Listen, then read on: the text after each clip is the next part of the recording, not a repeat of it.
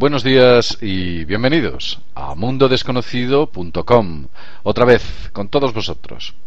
En esta ocasión vamos a hablar de un tema muy extraño, un tema raro, y sin embargo, no porque sea extraño, quiere decir que no exista. Ahí está. Y no es otro más que el de la infiltración de otras entidades, otros seres dentro de nuestra red social, de nuestro tejido social. ¿Es posible que existan extraterrestres, quizás, seres de otras dimensiones, o vete tú a saber de dónde, infiltrados dentro de nuestra sociedad, que caminen por la calle, estén cerca de nosotros y que sean personajes absolutamente anónimos, que tengan una misión dentro de este planeta? ¿Es posible que esos seres se parezcan a nosotros?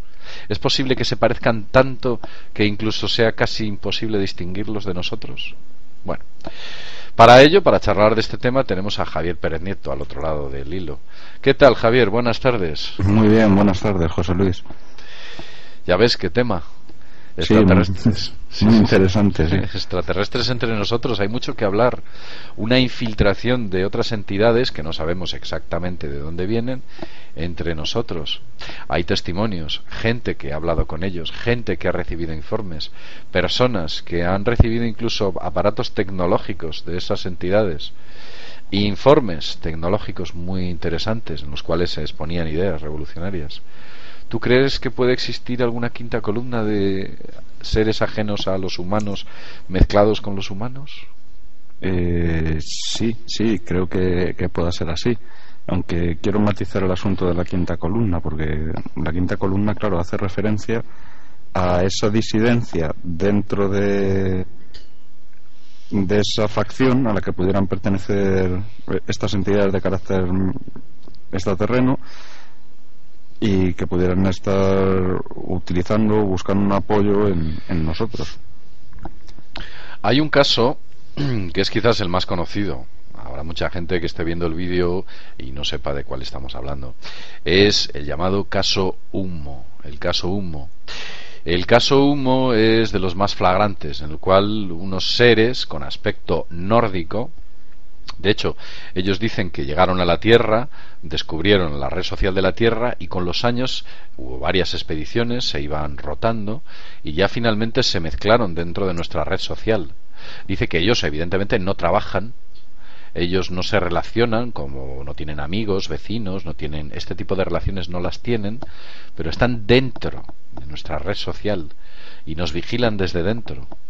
Ellos van a hoteles o están en convenciones o acuden a actos, digamos que investigan nuestra sociedad desde dentro mismo, desde dentro. Es un proceso pues parecido al que hacía Félix Rodríguez de la Fuente, valga las distancias. Félix Rodríguez de la Fuente, cuando se metía dentro de la naturaleza, se camuflaba y podía grabar dentro de su entorno a los animales, ¿no? Pues algo parecido, una especie de proceso de investigación biológica por parte de estas entidades dentro de nuestra red social. Y por cierto, ellos dicen cosas muy curiosas de nosotros. ¿Tú conoces el caso Humo? ¿Te suena? Sí, conozco, además que pienso que dentro de la ufología es de obligado estudio. Sí. Al margen de la conclusión, claro. El caso Humo es muy misterioso, porque además los propios humitas, entre las personas que eligieron para difundir ese mensaje, eran gente que tenía alguna especie de... eran gente muy peculiar, de tal modo que esa credibilidad que se les podía dar no podía ser tan grande. Ellos, en un momento dado de la historia del caso Humo, se desmienten, luego se reafirman, luego se desmienten, crea como una especie de disociación que lo que produce esa disociación dentro de lo que es los mecanismos de divulgación del fenómeno es que se le quita credibilidad, no tiene credibilidad. El caso Humo, yo lo estudié muy de cerca, viajé muchos kilómetros investigando y estudiando y hablando, por supuesto, con los más importantes testigos del caso Humo, y aquella gente que estuvo metida dentro y muy bien dentro, vamos, estaba totalmente convencida de que estábamos hablando de entidades no humanas con aspecto totalmente antropomórfico, infiltradas dentro de nuestra red social. ¿Tú crees que es nuevo? ¿Crees que el hecho de que si existe una infiltración de seres de otras entidades ha empezado a ocurrir en el siglo XX o esto viene muy de atrás? No, esto en principio vendría de muy atrás. si damos por válida, claro está, la teoría de los dioses extraterrestres. Claro, mira, por ejemplo, se me ocurre, no ya estas cosas que venía contando Sitchin en sus libros, pero tenemos al rey Gudea de Lagash, al que en sueños Ninurta le ordena la construcción de un templo. Si miramos las representaciones de los dioses sumerios, siempre son como hombres, quizás más grandes, con unos atributos propios de los dioses, pero son como hombres, antropomorfos. Si nos vamos a la Biblia, sucede exactamente lo mismo. Aquellos destructores de Sodoma y Gomorra que pasan por la tienda de Abraham son perfectamente humanos, ¿no? Efectivamente. Tienen el antropomorfismo, la forma humana, va ligado a la inteligencia y es un patrón o modelo universal.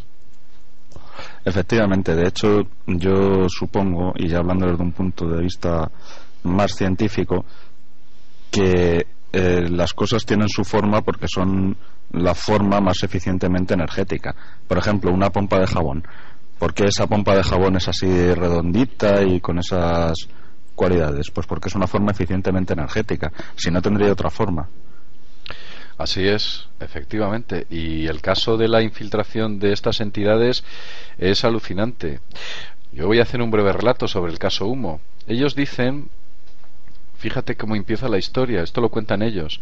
Empiezan dicen, mire, ustedes no tienen por qué creernos. Nosotros lo vamos a contar cómo ocurrió. No hace falta que nos crean, porque no podemos darle pruebas de que aquello que os estamos diciendo es verdad. Pero lo contamos. Ellos dicen que, concretamente, entre el día 5 y 7 de febrero del año 1934, hacía muchos años, un buque noruego que navegaba por aguas de Terranova empezó a emitir señales de Morse con Bergen, ¿sabes? Que está pues a una distancia enorme. Entonces lo que ocurre que entre Bergen y Terranova hay lo que se llama la curvatura terrestre, impide hacer una comunicación a larga distancia en línea recta. Y lo que empezaron a utilizar en aquella época era lo que se llamaba el rebote ionosférico. Utilizaban la ionosfera como espejo y entonces superaban la línea del horizonte, pudiendo hacer comunicaciones a larga distancia. Y cuenta los humitas que en una de esas comunicaciones a larga distancia un tren de ondas no rebotó y salió y se perdió en el espacio. Y ese tren de ondas, al cabo de una serie de años, de 14 años, llega a un planeta, a su planeta, y ellos reciben la señal, aquella en Morse. Entonces, claro, los humitas, que evidentemente no sabían Morse, intentan decodificar aquella señal y llegan a una conclusión. Primero, la señal es indecodificable. Y segundo, es de origen inteligente. Ellos saben que aquello viene de algo inteligente y saben que no es decodificable. Preparan una expedición para ver concretamente, ellos saben la ubicación de dónde venía aquel tren de ondas. Preparan una expedición y en los años 50, me parece que fue en el año 1956 o 54, llegan a la Tierra, una expedición, 3 naves concretamente, humitas, y aterrizan en una zona de Francia, una zona de los Bajos Alpes. Antes de llegar a la Tierra, ellos hablan de sus relatos, de cómo van haciendo prospección por todos los planetas del sistema solar hasta que descubren que la emisión viene de la Tierra. Ellos hablan de Marte. Fíjate qué curioso, cuando hablan de Marte, y esto es una carta que enviaron en el año 1960, a finales de los 60, dicen lo siguiente: llegamos a Marte y no descubrimos vida en su superficie. Son muy astutos hablando, ¿sabes? Ellos dicen, no descubrimos vida en su superficie, vida animal. Eso es lo que comentaban, como que, no sé, lo dejan ahí.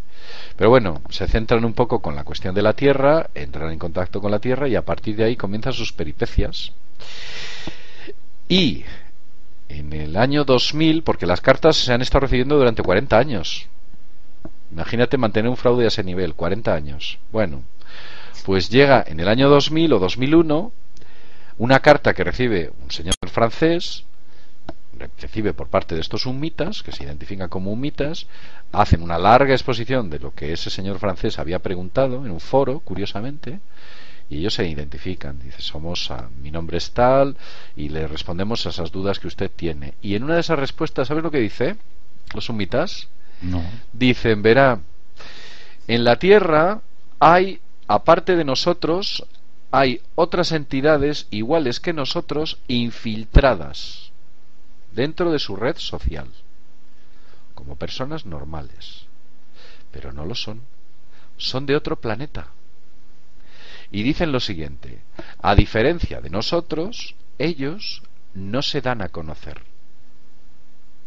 O sea que no hacen cartas, no hacen contactos, no efectúan ningún proceso de ponerse en comunicación con otros seres humanos. Están infiltrados, se parecen enormemente a nosotros, prácticamente en todo, y pasan totalmente desapercibidos. Los sumitas tenían rasgos noruegos, nórdicos, y se movían alrededor del mundo con pasaportes de ese país, de Noruega. Tienen un pequeño problema porque ellos dicen que la capacidad de fonación la pierden cuando son niños, la pierden, y sus comunicaciones son telepáticas, de que ellos se comunican telepáticamente en su red social. Y aquí en la Tierra utilizan tecnología para camuflar sus voces. Tú los oyes hablar y hablarían, pero llevan mecanismos electrónicos a un nivel increíble, con los cuales a través de esa tecnología pueden utilizar el proceso de comunicación verbal. Fíjate qué curioso lo que dicen estos seres, que hay otra raza entre nosotros infiltrada. Interesante, ¿eh? Sí, muy interesante, porque como decía antes, si damos por válida la teoría de los dioses extraterrestres, esto no sería nuevo. Claro. Y de hecho podríamos hacer también una retrospección, por ejemplo, a lo que se conoce como el mundo feérico, pues aquellas hadas, al fenómeno del changeling, que no vendría siendo sino un intercambio de una progenie de estas entidades con la de los humanos.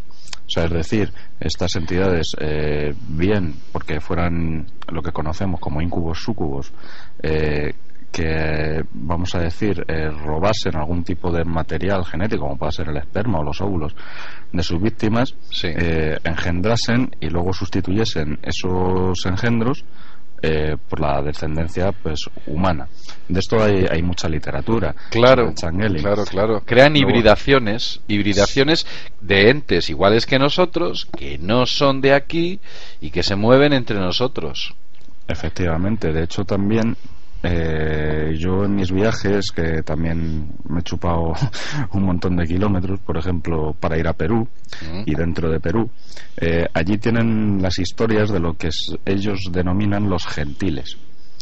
Los gentiles básicamente son personas. Sí. O sea, no tienen ningún rasgo especial, o sea, no tampoco son gigantescos. A lo mejor quizás puedan ser un poco más altos que la media, ¿no? Pero claro, en Perú, como España, es crisol de razas y allí hay gente de todos los tamaños. Pero estos gentiles hacen exactamente lo mismo. Seducen mujeres con las que luego tienen descendencia o sustituyen su descendencia. Sí. En ocasiones esta descendencia es fallida. Debe ser algo pues que a lo mejor no todas las razas pueden hibridar o pueden recombinar, vamos a decir, las secuencias genéticas de los humanos con las suyas propias. Entonces allí dicen que lo que tienen son huesitos. O sea, vamos a decir que es un niño que enferma y pues yo qué sé, le puede dar raquitismo, le pueden dar un montón de enfermedades que al final pues queda pues eso, un ser pues desnutrido o muerto por vaya usted a saber qué, y de ahí que les digan huesitos.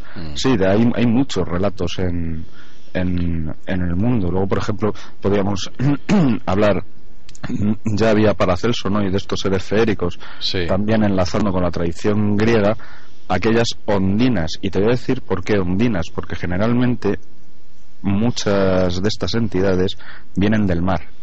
Es cierto. Incluso los antiguos relatos incas hablan de sus dioses que venían del mar. Por lo menos sus fundadores. Exacto. Y se infiltraban y eran antropomórficos, ¿eh? Tenían forma humana. Es curioso lo de la vinculación. Te voy a contar una anécdota. Mira, yo tuve ocasión de saber de un relato de una mujer que vive por las Islas Canarias. Y esta mujer contaba lo siguiente. Decía: yo en una ocasión estuve por una zona de las Canarias donde hay montaña y hice una excursión Y en aquella excursión me perdí, íbamos un grupo de gente y me perdí, pues me quedé un poco fuera de lugar y estuve un rato pues perdida. Y durante ese impasse, esas horas o ese tiempo que estuvo perdida, encuentra a un joven moreno, de edad joven, y que bueno, pues ella dice, oye, mira, me he perdido, no sé dónde estoy.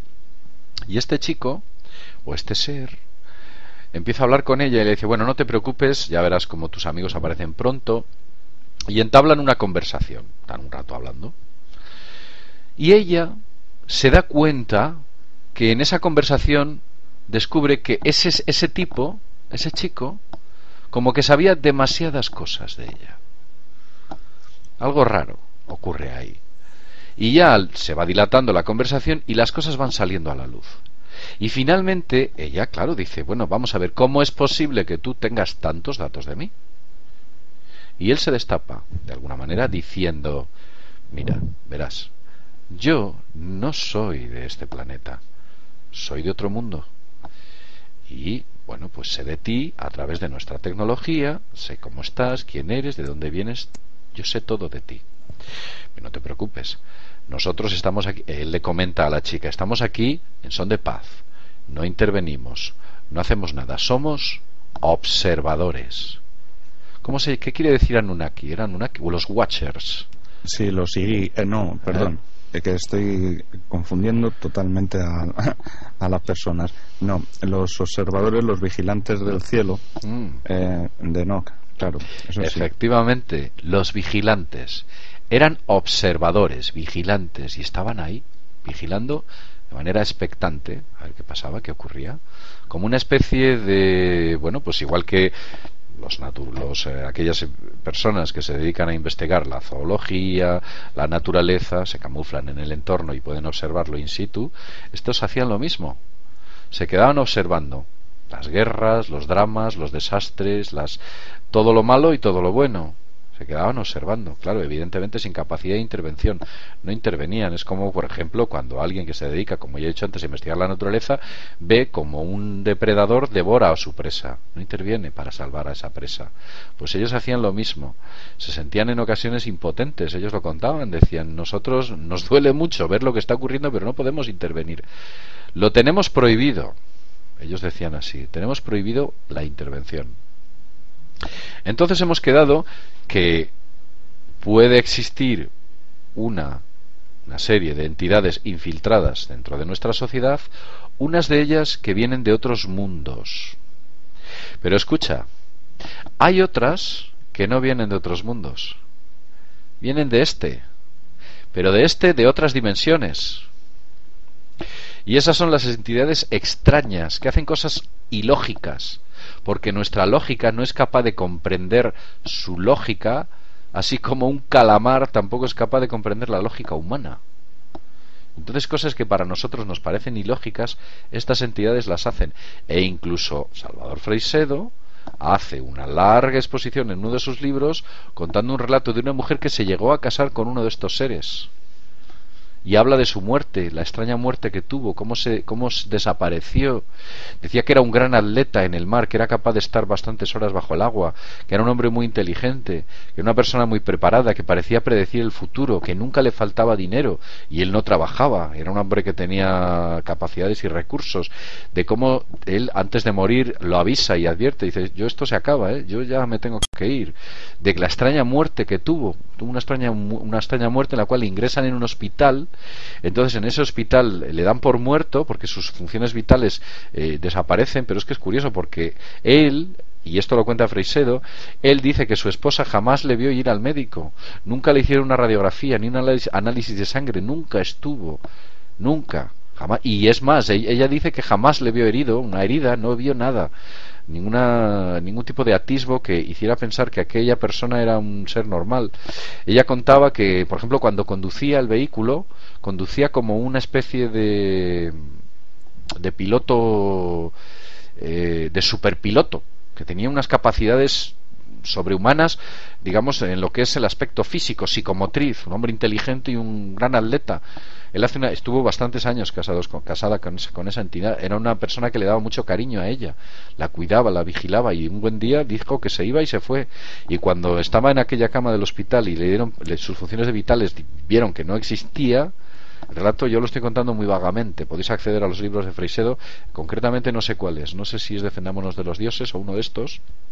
Es famosa trilogía que tiene. En uno de ellos aparece ese relato y dice que cuando muere ve como empieza a crecer. Fíjate lo que dice, como que crece. Sus pies salen por la parte posterior de la cama, por la parte posterior y por la parte inferior.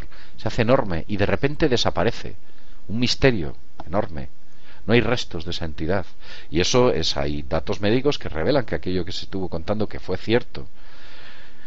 Hay muchas personas que hablan de entidades metahumanas que ellos son amigos. Freixedo recoge bastantes casos que son entidades que no corresponden ni a este mundo ni a otro de fuera, que vienen de otro sitio, se mezclan y son amigos de otras entidades, de otros humanos. Y dice que nos trataba como a cachorrillos, ¿no? Dice, bueno, pues somos como mascotas, algunos nos cuidan y otros sencillamente nos devoran. Una cosa muy extraña. Hay unos relatos alucinantes en los libros de Freixedo sobre la infiltración de entidades extrahumanas dentro de entre nosotros. Seguramente que si este vídeo tiene lo suficiente difusión, esto es no muy habitual, pero es más fácil encontrar estos casos en Sudamérica, Centroamérica, en todo lo que es América, que en Europa. Eso hay mucho. Sí, eso es así. También hay que ser precavido a ese respecto. Pero poniendo este ejemplo que has puesto, yo recuerdo, por ejemplo, relatos, bueno, aparte de que los reyes franceses se autodenominaban a sí mismos como Nephilim. Es cierto, es cierto. Sí. Pues, por ejemplo, el relato de la Melusina. La Melusina, según qué fuentes, unas la pintan como una sirena, otras la pintan como un ser, vamos a decir, como aquellos gigantes de la Grecia clásica, ¿no? Así con rasgos reptiles o similar, y que fue quien engendró, por ejemplo, algunas de las casas reales europeas, por ejemplo la Casa Real Chipriota. Sí. Se supone que desciende de Melusina.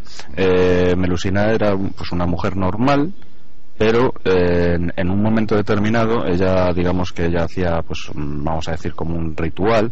O sea, a lo mejor iba a bañarse, pero se tenía que bañar a solas o alguna cosa de estas. Cosas extrañas, ¿verdad? Efectivamente, y entonces su marido la descubre y descubre que realmente no es humana. Melusina desaparece y ahí acaba la historia. Quizás por proximidad, en el folclore astur, o vamos a decir en la mitología de la parte norte de España, están también las historias del culebre, que algunos pintan como un dragón y otros como mujeres que se transforman en reptiles, pero que se casan con hombres y engendran con hombres. Se transfiguran. Sí, como los dioses de la Grecia clásica. Exacto. Por ejemplo. Zeus se transformaba en toro, en águila, efectivamente, en lo que quisiera, hasta en lluvia dorada, ¿no? Cuando aquello. Sí, en toro cuando rapta a Eurípides. Europa, sí.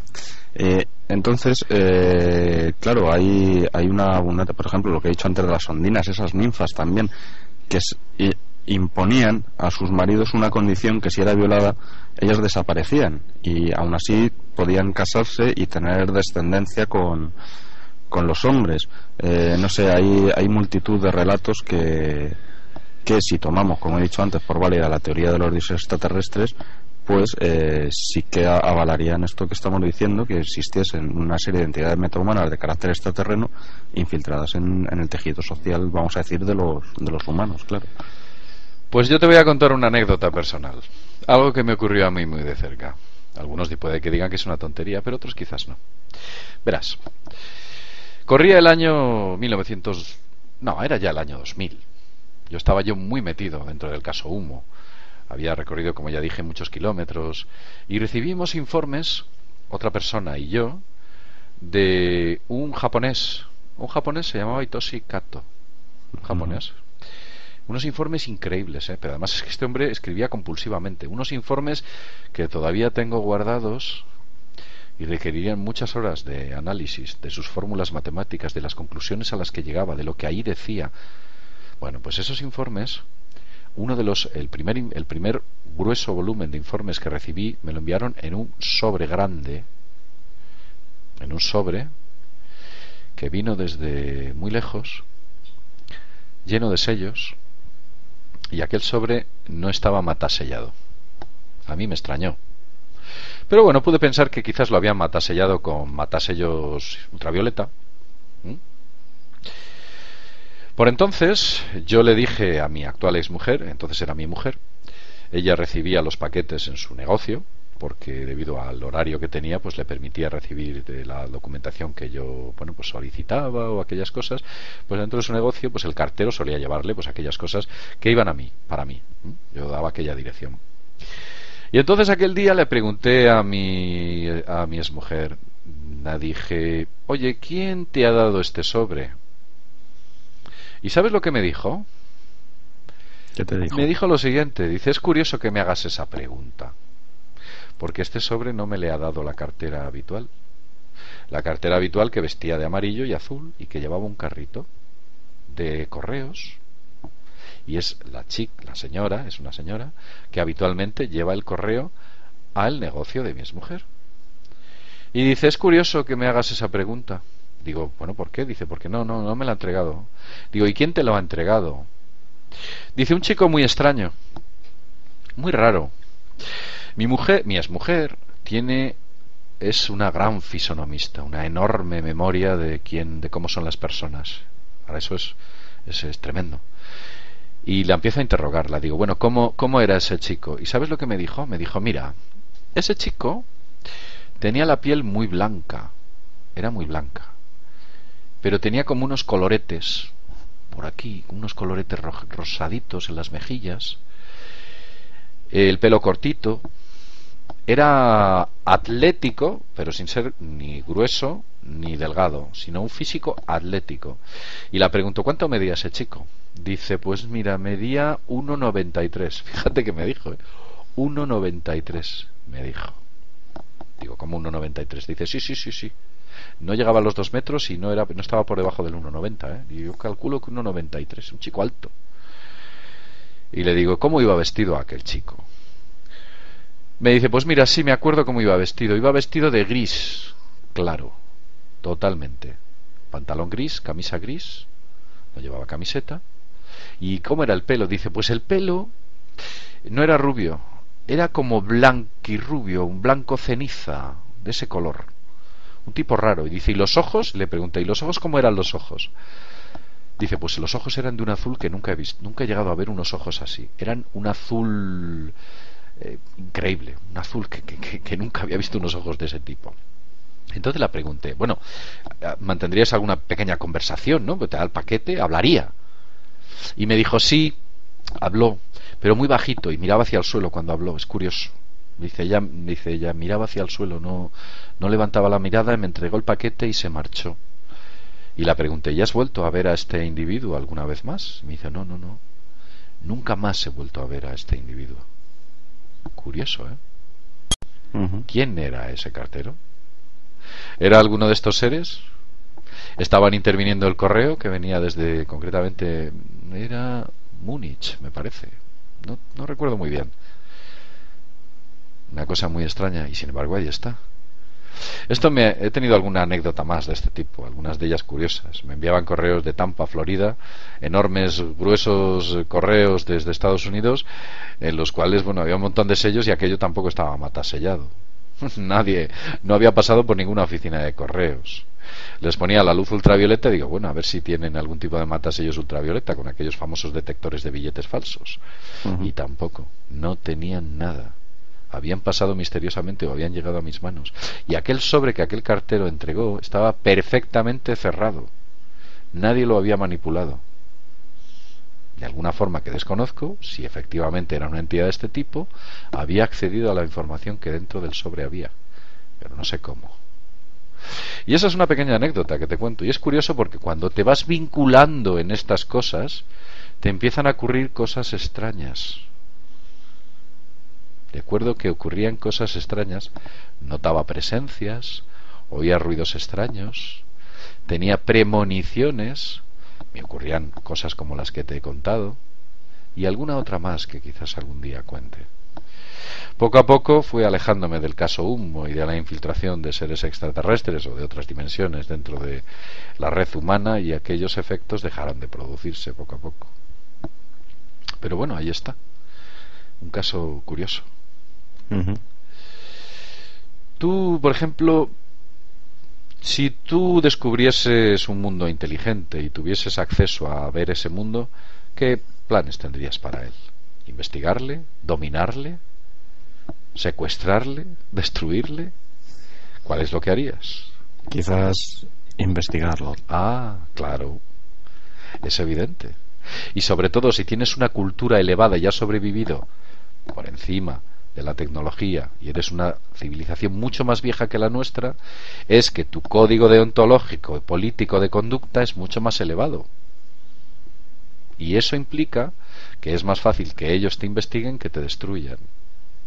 Por eso, cuando hablamos de entidades metahumanas que son distintas a las extraterrestres, y son que nos devoran de alguna manera, es porque sacan un provecho de nosotros.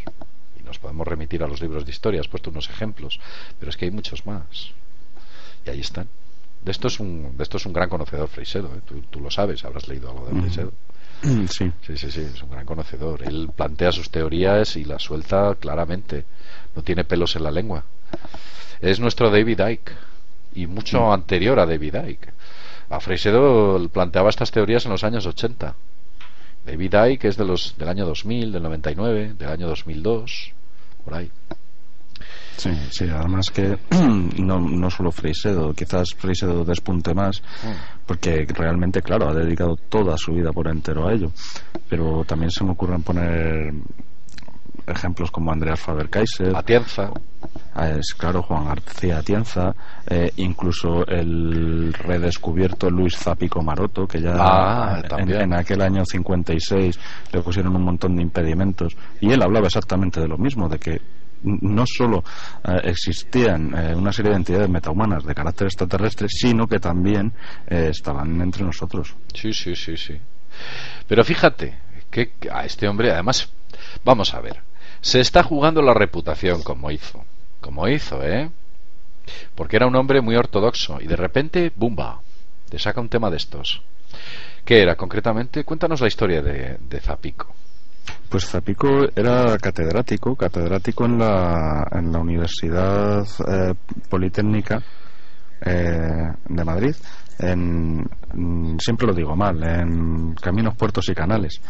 Y bueno, pues allí, oh sorpresa, apareció uno de sus libros, que era el libro de las destrucciones, en el que relataba estas cosas. Él era una persona de prestigio, y más que estamos hablando del año 56, en pleno régimen franquista. Una época difícil para hablar de esto, ¿eh? Muy difícil. Ya ves. Él presentó sus estudios y conclusiones, bueno, en las que también participó Hortensia Landrov, o Landrove, que no sé cómo se pronuncia exactamente, y de la que ya hablé en un audioprograma, y los presentó a la Real Academia de Historia, a la Real Academia Astronómica, a un montón de sitios, y le dijeron, bueno, pues que eso, bueno, que sí, que lo mirarían, pero yo pienso que aquello no pasó de la papelera. Fue a las editoriales años más tarde, que publicaron a un Eric von Daniken, que con el tiempo se ha descubierto que la mitad de sus teorías, datos y sus posiciones solo obedecían a intereses editoriales y a obtener un dinero, que estaban muy deslavazadas. Este señor, no olvidemos que como catedrático, y más en una ingeniería, tenía una formación, vamos a decir, científica brutal, claro. Cosa que no tenía Daniken, pero al ser extranjero pues vendía mucho más que un Paco Pérez, no, en este caso Luis Zapico, español. Bueno, tuvo muchos impedimentos. Luego, a título póstumo, se han sacado libros, se ha hecho alguna reedición, pero son dificilísimos de encontrar, porque claro, son unas tiradas muy cortitas. Su mujer nos escribió, ¿verdad? Sí, nos escribió, aprovecho para mandarle un saludo, agradeciendo que hubiésemos reconocido la obra de su marido, aunque fuera a título póstumo, porque realmente, como ellos explican en el libro de las destrucciones, lo tuvieron francamente difícil. Sí, sí, además ella decía que había sido injustamente ninguneado o algo así. Como que había sido injustamente incomprendido. No le entendían, eran ideas... Vamos a ver, aquí hablamos de estas cosas y todavía hay gente que se echa las manos a la cabeza. Año 1956. Año 1956. Imaginemos que una persona, un catedrático, empiece a hablar de estas cuestiones, sabe que puede dinamitar su reputación, tiene que tener muy poderosas razones para hacerlo. Se la está jugando, ¿eh? Pero mucho, además, porque ya estamos hablando del tiempo que estamos hablando en plena dictadura, en la que él tampoco congeniaba mucho porque su libro de las hojas pardas hace una apología a lo que debería de ser un sistema político que no era el vigente en su época. Eso era difícil hacer. Y claro, él se encontró con un montón de problemas. Pero sí, es curioso que tantos autores, tantas gentes a lo largo del mundo, quizás en la Edad Media se llamase de otra manera, llegasen a la misma conclusión. Señores, aquí existen cosas que no somos nosotros y a ver qué pasa con ellas. Lo que pasa es que yo también veo un problema, José Luis, con estas cosas, porque al margen de que esto sea cierto o no, quizás todo no sea cierto y sean elucubraciones nuestras, quién lo sabe, yo veo que hay dos bandos claramente diferenciados y a mí me espanta muchísimo, porque resulta que los que tendrían que hacerse cargo de esto, no vamos a decir el estamento científico, está apoltronado en un sillón esperando a que alguien le lleve una prueba definitiva, cuando realmente deberían de ser ellos quienes indagasen y estuviesen las pruebas. Hay que ir a buscarlas, no puedes esperar que venga a ti. Efectivamente, pero por el otro lado están las personas que, habiendo pretendido tener algún tipo de contacto como el que venimos hablando, de haber tenido esta experiencia, tampoco recurren a la ciencia, sino que explotan de alguna manera, y vaya usted a saber por qué, puede ser por obtener réditos económicos o fama o lo que sea, su experiencia, y tampoco se ponen en manos de las herramientas que hay. Entonces, claro, esto es un sin Dios como no hay dos, claro. Porque unos que no quieren y otros que tampoco, así estamos. Es evidente.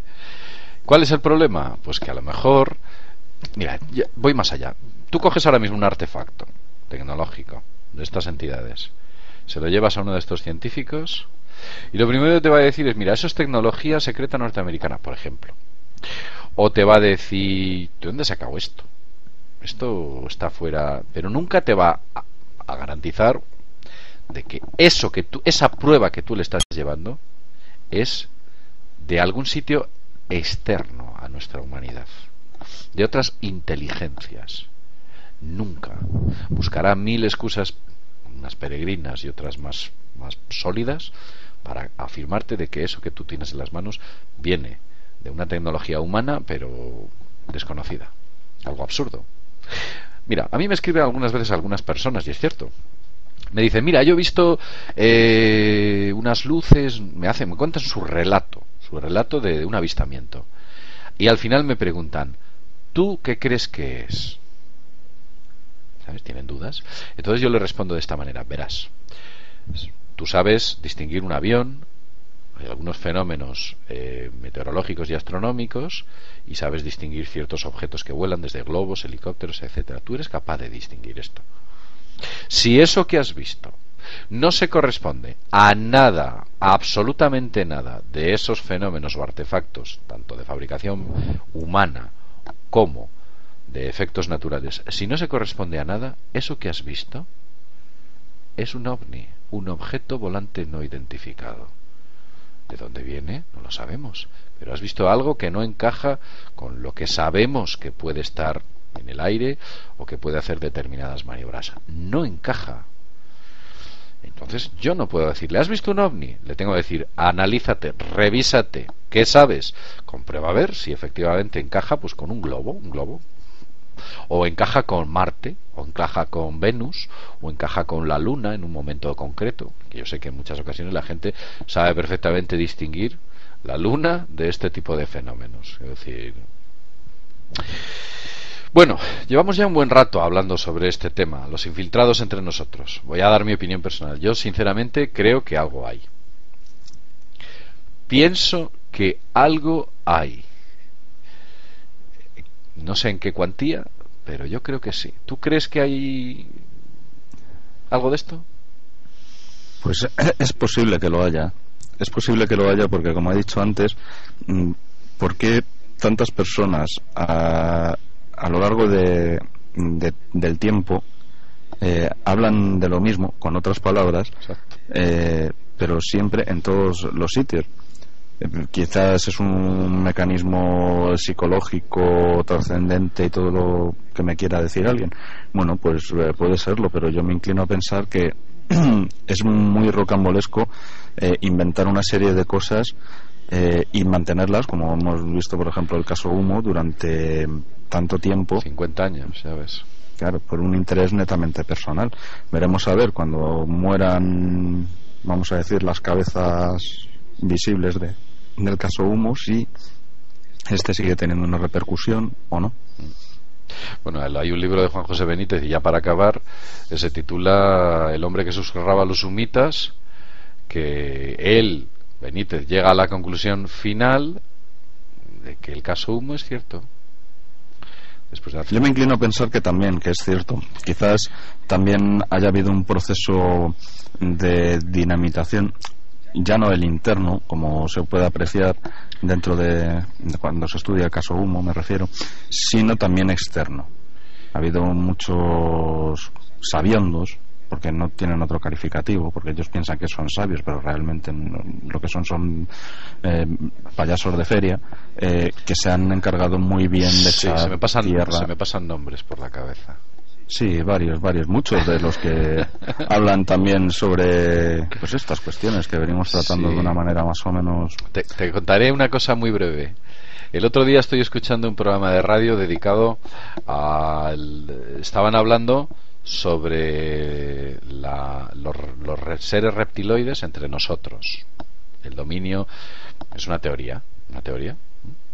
Y lo primero que empieza diciendo el locutor es lo siguiente: yo no creo en esto. Vamos a ver, tú divulgas, ni tienes que creer ni dejar de creer, cuéntalo. No puedes ponerte ya en una posición y explicarnos algo, porque no vas a ser objetivo.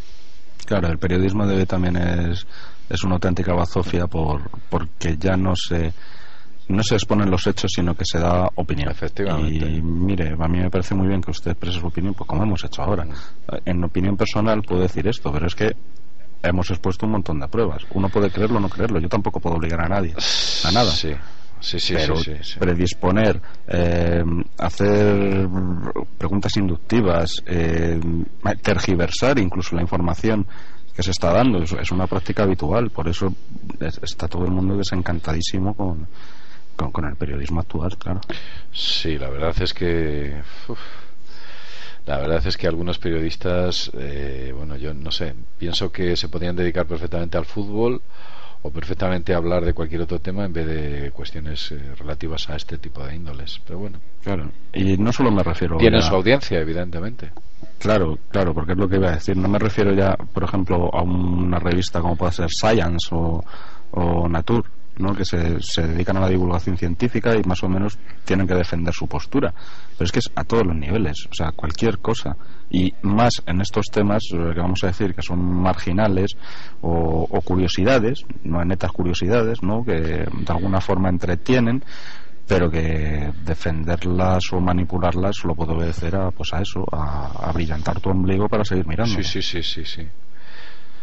No voy a dar nombres porque no quiero emprender guerras. Es que de verdad es que para mí como que no existen, pero me pasan por la cabeza una serie de personajes que cuando escucho sus programas de divulgación de este tipo de temas digo, por Dios mío, a este chico, o a este chico o esta chica, o es que no sé qué están haciendo. Es que no conocen el fenómeno y solamente se dedican a echarlo por tierra. ¿Qué utilizan? La ortodoxia. Y dicen, no, porque esto evidentemente es otra cosa muy humana. Pero claro, no entran en el fenómeno a fondo. Yo he viajado, yo he visto, yo he entrevistado, he estado allí, tengo fotos, he conocido el fenómeno de cerca y sé de lo que estoy hablando. No me lo estoy inventando. Y podría contar muchas anécdotas. He querido limitar en el tiempo este programa, que por cierto, llevamos ya 45 minutos hablando de ello. Y creo que ya es momento de terminar. Si a la gente le gusta, bueno, pues podemos otro día hacer una exposición o dedicarnos a hablar sobre algunos casos de infiltración, algunos casos en los que aparecen este tipo de entidades que hacen que ocurren cosas extrañas. Podemos hablar de ello y bueno, pues a partir de ahí exponer este tema más, digamos que desde un punto de vista fenomenológico, que es lo que ha ocurrido, experiencias. Bueno, Javier, pues nada más, después de estos largos 45 minutos en los cuales hemos hablado sobre la infiltración extraterrestre o de otras dimensiones o de allí donde fuere dentro de nuestra red social, bueno, pues sin más y desde el mundo desconocido, pues despedirme de ti. Hasta pronto. Bueno, un abrazo cuando quieras. Y nos vemos en el próximo videoprograma. Adiós.